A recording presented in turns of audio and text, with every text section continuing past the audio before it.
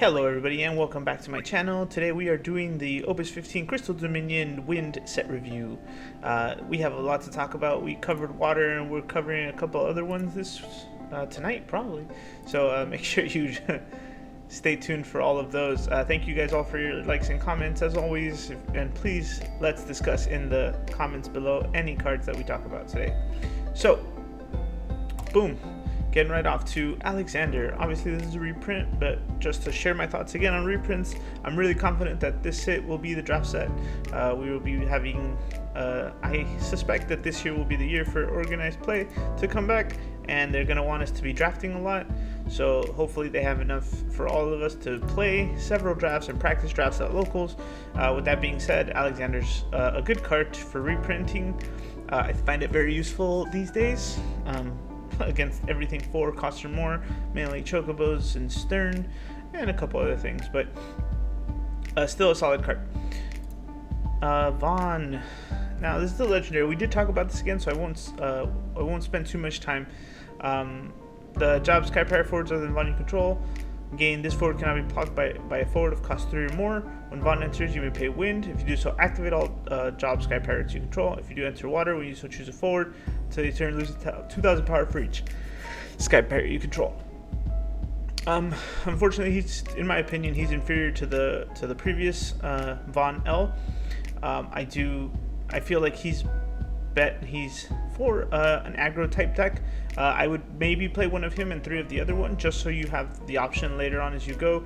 Weak to Amaterasu. I still don't think there's enough unique Sky Pirates to justify both of these effects, so I don't think he'll see too much play, but I could be wrong. There's a lot of Sky Pirate players out there. Title, sure, he seems great. Edge, another one we talked about already, but during each turn, if Edge is dealt damage by your opponent's summons or abilities for the first time, that turn the damage becomes 0. And then for 0 CP, you can choose something that's choosing one other wind forward and then target Edge instead, if possible. So it just, he's got a shield kind of like Alua's, but a little weaker. It has to be damage, and the damage gets negated, reduced to 0. And then he can redirect against a wind forward, from a wind forward. So I don't know how many big wind cards we have that we need to protect, but this is going to be nice. Unfortunately, his name is Edge though, and I prefer the other Edge for Ninja decks currently, so I'm not sure if he'll see too much. I don't want to say he won't see play. He's going to be placed outside of Ninja decks, obviously, right? He is 4, category 4, which we're big on this set, it seems like. 4 and 6 and 15 this set, so he's a good card. He's a hero for a reason. I believe he comes full art as well, so that should be nice. But other than that, I don't like him currently. I don't play Wind too often. We tried it, it's not for us. More Dancers. At the end of each of your turns, if Dancer is dull, deal 2,000 damage to all the forwards your opponent controls. For tap 1, and all the forwards you control gain 1,000 power until the end of the turn. So we already know we can bring in this Dancer for free. It's also just a 3-drop wind. Dancer is multi-card. You can have multiples of them on the field. You would need to have lots of these on the field to deal any serious, like, damage to things. But obviously you can finish things off. If they don't die by the end of the turn, or if they're left, you can just dull it with its effect to give things 1,000, to give all your forwards 1,000 power. And then at the end of the turn, it'll deal 2,000 more to everything. So it's an interesting card. But remember the other Dancers we have too, or the 3-drop wind. I don't remember what Opus, but when they go sideways, when they dull, they deal 4k to the board. So between the 3 Dancers, you have a total of 10k by the end of the turn. So something interesting there. Kites. I think we talked about this one as well. Remove kites from the game. Choose a job Sky Pirate you control, remove from the game, play it once again. Very good cards. It will replace the current kite, I think. Probably the best card Sky Pirate's got other than Last Vaughn. Now this one was a surprise. Legendary Kane. EX burst. When Kane enters attacks, select one of the following 2 actions, draw a card, or activate all characters you control. Obviously for the EX purposes, you can choose either draw a card or activate all your characters you control. But at the end of each of your turns, if you don't have a crystal, your opponent gains control of Kane. So you could effectively let this go back and forth, but eventually someone's going to keep it. I think it's pretty easy to generate these crystals these days, so he's not a bad card. He's a 2-drop for 8, and he's gonna net you a lot of value. So we'll see where he finds a home. He's a Dragoon and 4. We talked about 4 being important this set, so I think he will find somewhere. I don't know where yet exactly. Probably in a 4 deck. I think currently my idea is going to be Wind Earth or Earth Water. So we'll see where that goes. I don't think I'll go tricolor for that one. Garchi Masera. This is one of the summons. I think I talked about these. So it's funny. I mentioned that I talked about these, but I forgot that I created a spoilers 2 video, and then I never published it because the set came out. So I think this might have been one of them. So before paying the cost of Garchi Samara, you can pay a crystal, reduce the cost. So all the summons are doing that this set again. Choose a forward of cost 2 or less, return it to your hand, draw a card, or choose a cost 5 or more and break it. I feel like all the monsters and some of the weird summons of wind get stuck doing these oddly specific things. Obviously 2-drops are going to be more relevant this set, I think, but to return it to your hand and then draw a card isn't enough.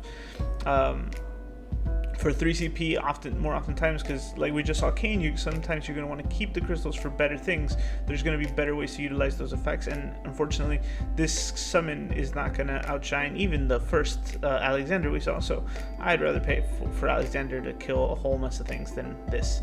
So won't see play, I don't think. Gigantoire. When Gigantoire enters the field, choose a forward of cost 5 or more until at 8k. And then the monsters in the set become a forward until the end of turn and then break. Nah, I don't see it. Sorry, Gigantoire. But I did want to make a note. I wish we would stop getting Cactuar monsters and we would get Cactuar forwards. I would love a 1,000 needle deck or whatever, 10,000 needle deck that just you have one main Cactuar and lots of Cactuars, and S equal, they're all Cactuars, so you can just use anything that's job Cactuar and then deal a lot of damage. And something that searches to stop giving me Chocobos and give me the other classes, make the other creatures good in this game. Muggles is a bust, Cactuars don't do shit, and maybe we're gonna play the new bomb, who knows. Shikari G, during each turn when you cast the second card you've cast, Shikari G gains. Shikari G cannot be blocked until the end of the turn. So I believe it has to be out for this. It has to see the second card be cast. It cannot be the second card cast, and then that way it'll do its thing. I think it'll obviously be paired with the other Sin Hunters, but it might be a waste of space, honestly. Another Chocobos. This is what I'm talking about. Give me Cactuars, give me Muggles that are playable, and give me bombs and whatever. Choose a forward forming a party against 2,000 power. Another backup for the deck, and another drawable card off Fat Chocobo, and it just keeps them a little stronger anyway for when you don't have Stern, right? Seems good. You have multiples. You can play 3 of these in the not 5 of these, but you can play 3 of these in the back. Diabolos, I think this one we definitely talked about in the first one. So choose a forward, it becomes 3,000 power until the turn. If you have cast 4 more cards, all forwards become 3,000 power. Something very easy to do in Wind. Wind Ice actually might benefit from this as well. Once you reduce everything, even if you're unable to kill things, you can cast this and reduce all their forwards, and then they'll have taken this much damage, but when their power becomes this much, they'll break automatically. So it's a win-win for you.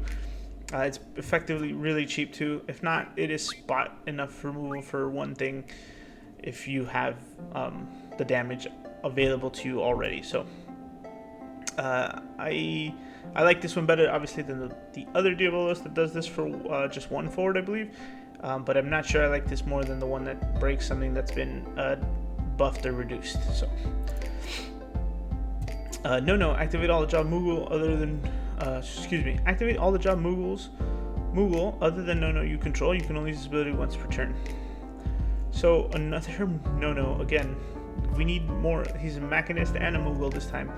But he's a forward too, so it's not really helping me out. We need consistency in the Moogle area, guys. They're all over the place. They're scattered. Please help us. Please help us. Barts. When Job Warrior of Light, other than Barts you control enters the field, gain a crystal. If you have a crystal, Barts gain 2,000 power. And when Job Warrior of Light you control is put from the field into the break zone, you may pay 3. When you do so, play it on the field. This effect will only trigger once per turn. I like this card a lot, actually. I never talked about it here because it was at the point where I wasn't making content too much, but I played the heck out of the Warrior of Light's Opus 12, 13, I think it was. Not 14, definitely not 14. I want to say Opus 12, right, when Varus was really good.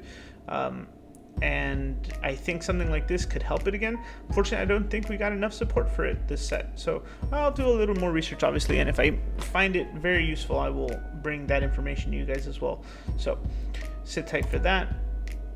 Oh, Philo. I love this card, actually. The Job Sky Pirate backups you control can produce wind or water CP. This is instant, like, play the other Von, bring this hoe in, and then like just generate the whatever color you need to fix your deck. I love this effect. And then it has an S. Choose a Job Sky Pirate forward until the end of the turn. It gains Brave, and this forward can attack twice in the same turn. Fantastic card. I think this is, other than the new, what is it, Milo? I don't remember his name. Kites. Other than the Philo, the new Philo and the new Kites are gonna help Sky Pirates a ton. Is it gonna break them? Maybe not, but they're definitely gonna be a lot more playable than they've been up until now. Rebels, Maria, Warrior Rebels, 2-drop 4K. The Job Rebel forwards you control gain 1,000 power for each Rebel forward you control. Okay, and then if a Job Rebel forward you control is dealt damage, reduce that damage by 2,000 instead.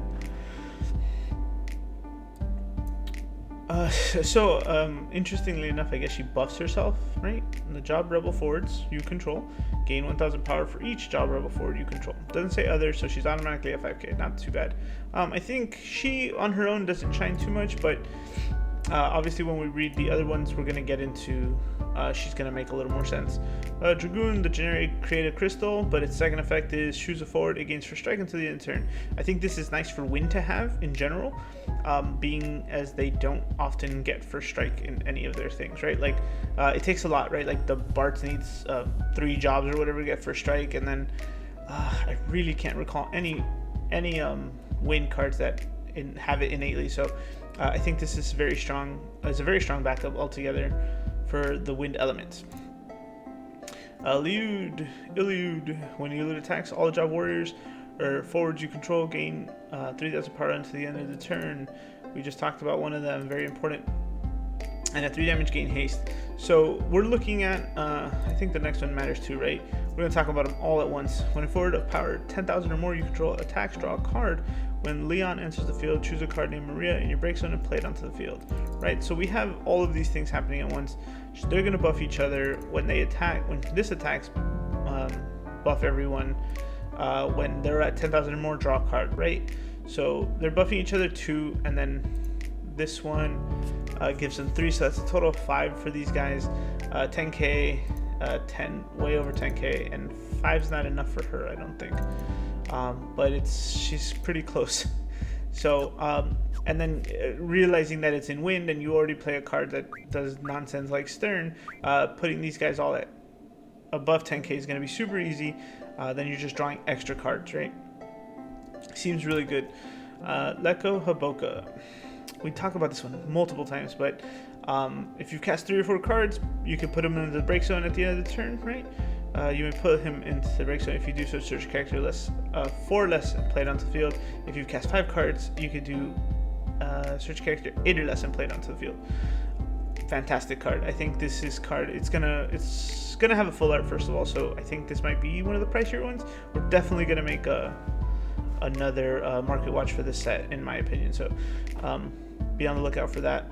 But in the meantime, I think this card is gonna be absurd. Between Ochu and what's the other one we just saw that talks about casting stuff? Things like this. I think Mono Wind is gonna grow to a place where it's just gonna cast like 5 things at once, and then do crazy things with a card like this one. I'm glad the cutoff is 8 though. Like you don't want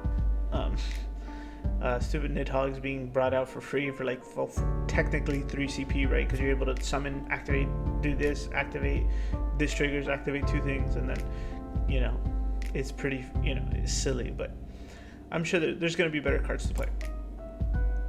Rem, when Rem enters the field, is put from the when Rem enters the field or is put from the field into the break zone, choose a character other than Rem, activate it. Put Rem into the break zone, gain a crystal. So now they have another one that generates them a crystal. Typo, so a backup. I think we prefer the other Rem still. Roma Migo. When you draw a card, Roma Migo gains 1,000 power until the end of the turn. Pretty straightforward effect. And the other legacy falls in Yasmat. I believe it's going to be full art, full shiny, so you get to see all his big old bones in the back. And if you don't know what this card does because you've never played it before, because you started playing this game past Opus 9, choose a forward, cost 5 or more, break it, choose a monster, break it, activate all characters. You can do one of these at the beginning of the main phase during each of your turns, or when he enters. The win stuff is all very interesting. Did it generate its own deck? I don't think so, right? Other than the Leon and Maria for the Warriors, the Rebel thing, but the Rebels have always been scattered in different colors. Shining out the shining stars, if you will, of the win stuff are definitely going to be the kites in the field for the pirate deck alone. The Leko as a whole, I think, is going to be really good, and then the Dragoon card, right? Obviously, we talk about these three warriors a little bit, and I think they're great. The elves are kind of a miss for me, honestly. Like the Kane, I get it, right? He's cheap and he cuts value out of it, right? But if you don't have enough crystals to sustain him, or I know we don't have a way to remove crystals yet, right? So that's gonna be other than our own, right? We remove our own crystals. But if the crystal mechanic continues, he's just gonna fall off quickly and not be used. And this Vaughn, again, we're not interested. So I think the win has the least impactful legendaries in my opinion, but I'm not gonna sell Kane short yet. Let me know what you guys thought. I'm Emo Tempest. This is the Win review. Hope you liked it. Please enjoy and go watch the next one. If you haven't seen this one, the fire one or the ice one, go watch that one. Have a great night, guys. Take care.